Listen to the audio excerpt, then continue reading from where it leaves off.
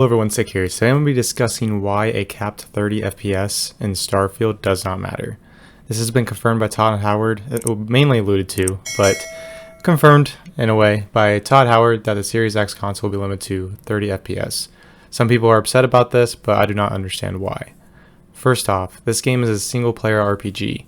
It is not a sweaty shooter that requires high FPS for hit registration.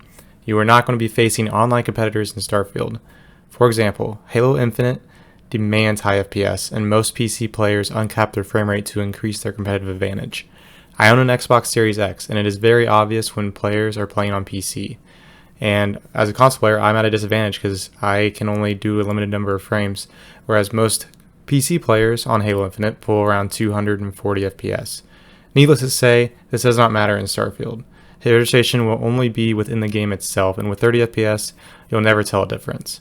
Halo 3 back in the day had 30 FPS and shots registered nicely in campaign. The untrained eye will also never notice 30 FPS versus 60 FPS.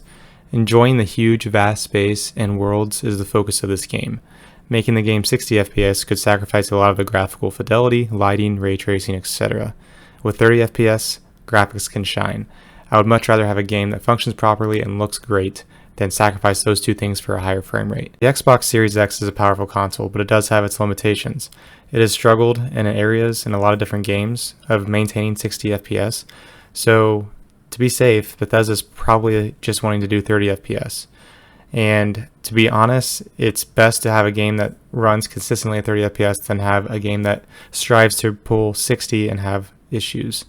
The sacrifice needed to be made, and it's nice that Todd alluded to this early rather than surprise us at launch. Redfall's failure puts a lot of pressure on Bethesda. They want to launch a game that's great at the beginning. Great games like Fallout 3, Fallout New Vegas, Oblivion, etc. were all 30 FPS and were great games not because of the frame rate but because of the game itself. This project, like Fallout 3 back in the day, is very ambitious. A lot is going on in the game and in the base game itself. So anything to lessen the load will lead to a more enjoyable experience with hopefully less crashes. So what do you guys think? Are you bothered by this fact, or are you totally okay with it? I guess it just depends on the person. Leave a comment down below and let me know what your thoughts are on this. And feel free to like and subscribe if you guys enjoy Starfield videos.